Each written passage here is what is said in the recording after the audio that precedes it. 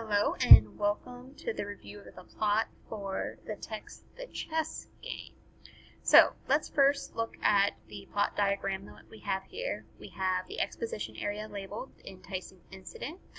We also have the conflict pushed out here as part of the exposition. We have the rising action, the climax, the falling action, and the resolution.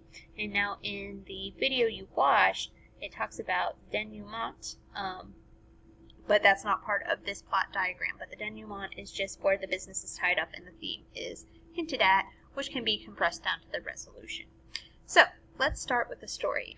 The exposition always tells us what the characters, who the characters are, and where the story takes place. So we begin the story knowing that Jonathan is the protagonist, the main character, and it takes place in Jonathan's new neighborhood.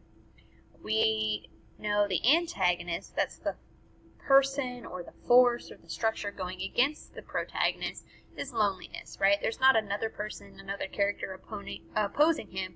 The thing that is really bothering Jonathan is the opposing force of loneliness. The conflict that is exposed in the exposition in the beginning is that Jonathan moved to a new neighborhood far away from his friend Chris. There are no other children his age in the neighborhood for him to play with or be with or hang out with, right? So that's the problem that Jonathan faces in the very beginning of the story.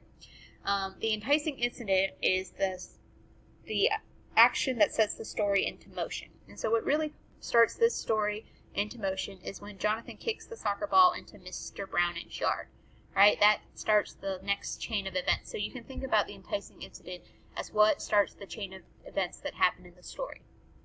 And the rising action are the events that happen that lead up to the climax, the turning point of the story. So we know Jonathan knocks on Mr. Browning's door to ask to get his ball, and as he's doing this, Jonathan notices a chessboard in Mr. Browning's home. The climax, which is the turning point of the story, where things start to shift into a different direction, or the point of most tension, is when Jonathan looks at that chess piece and picks up a piece on the chessboard. That changes what happens in the story.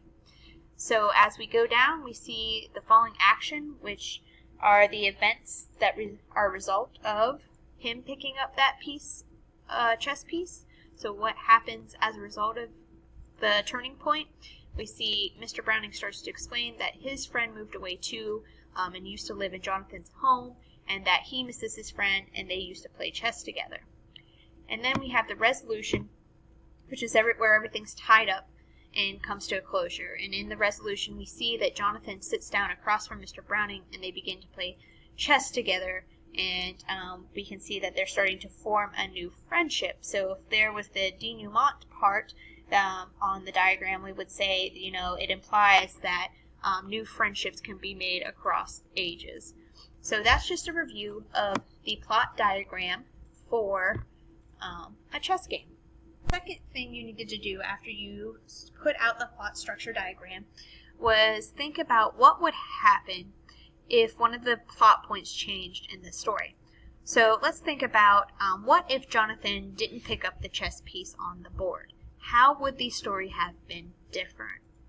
And so you could have responded that if Jonathan didn't pick up a chess piece from the board, him and Mr. Browning probably would not have the conversation about the chess piece. Jonathan probably would have just went back outside and continued playing soccer by himself without developing a new friendship to help substitute the loss of his friend Chris.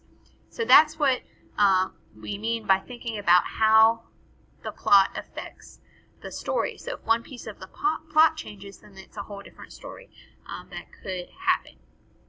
All right.